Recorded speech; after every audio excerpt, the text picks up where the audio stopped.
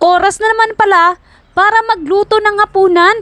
So napag-isipan ko nga pala na magluto for dinner tonight ng chicken curry. Meron nga pala tayo ditong chicken thigh. Ito yung gagamitin natin na part ng chicken, of course. Season lang natin ito with salt at saka pepper. Budburan lang natin at imamassage natin ito at pagkatapos set aside muna natin. Sa isang kawali maglalagay tayo ng oil. Ipiprito natin, ibabrown natin yung ating chicken. At while nagpiprito yung ating mga manok, maghihiwa naman tayo ng sangkap na gagamitin. Meron nga pala tayo ditong sibuyas. Alam niyo naman kapag curry, marami talagang sibuyas na gagamitin. Mas maraming sibuyas, mas masarap. So Indian chicken curry style nga pala yung lulutuin natin ngayon. So subukan natin ito. Meron din akong bell pepper. So wala nga pala sa recipe yung bell pepper. Puro feel na feel ko talaga maglalagay ako ng bell pepper. At meron din tayong patatas. Hihiwain lang natin ito ng hindi ko alam kung anong shape nito. Pa square ata or triangle or rectangle. Meron din tayo ditong ginger o yung ating luya. So pagkatapos ng ilang minuto, na brown na nga pala yung ating manok. So isit aside mo natin, kukuhanin natin of course. At ngayon naman ay igigisa na natin yung ating sibuyas. So kakayaan lang natin itong ma-brown hanggang sa maging caramelize at i-add natin yung ating garlic o yung ating bawang. So ilalagay na rin natin yung ating ginger, luya.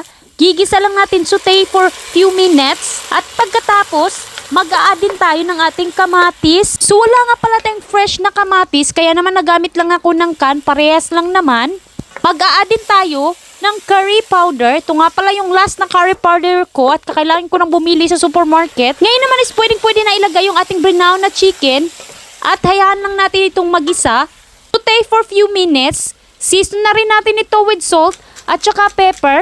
Gisa natin ito for few minutes. So napakadali lang gumamit talaga o magluto ng chicken curry. So hindi mo na kailangan talagang pumunta sa Indian restaurant. Pwedeng-pwede naman sa bahay. So ngayon nga pala mag-a-add tayo ng ating chicken broth. So pwedeng-pwedeng maglagay ng tubig din kung walang chicken broth.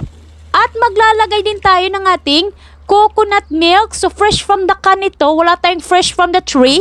So maglalagay din tayo, mag-a-add tayo ng ating garam masala. Optional nga pala ito. At pagkatapos hahayaan lang natin itong mag-simmer. Papakuluin natin ito. At after nga palang kumulo for few minutes, ilalagay na natin yung ating patatas. At after nyan, tatakluban na rin natin yung ating curry. Simmer lang natin ito for around 10 to 15 minutes.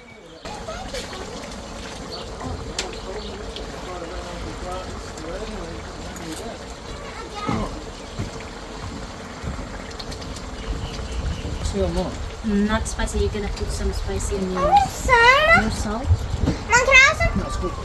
It's a little bit of sauce. Let's let. Delicious.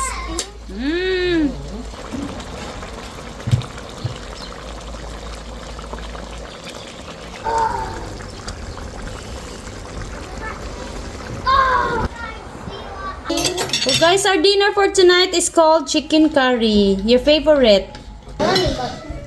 It's scary. Masalas? That's from my phone. Salas. You like it, Sai? Is it delicious? Delicious, mommy. See? You like it, George?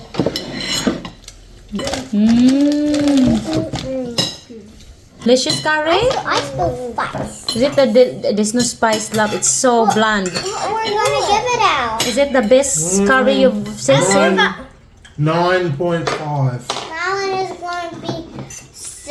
My one is 10 out of 10. Yeah. My one is 20 out of 10. 20 out of 10. My one's 9. Why? 9 out of 10. Because I feel the spice. Is it there's spice in there? Chicken curry. So just one. Mmm.